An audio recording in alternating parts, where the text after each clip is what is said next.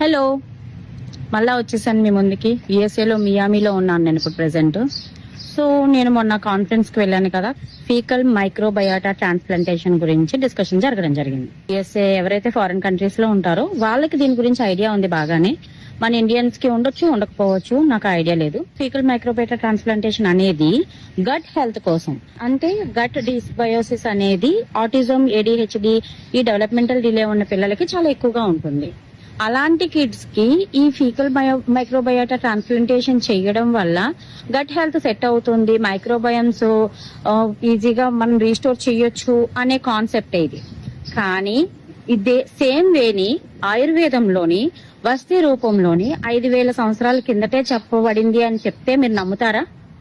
Yes, వస్తీ, కషాయ వస్తీ గాని, లేదు అంటే ఆయిల్ వస్తీ గాని, ఈ రెండిటితో కూడా మనము ఈ గట్ డిస్బయోసిస్ ని మనము రీస్టోర్ చేయొచ్చు.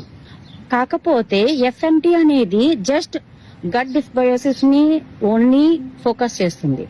కానీ వస్తీ అనేది నర్వస్ సిస్టమ్, అంటే వాతను బ్యాలెన్స్ చేస్తుంది. వాత బ్యాలెన్స్ అవ్వడము అంటే కనుక నర్వస్ సిస్టమ్ బ్యాలెన్స్ అవ్వడం.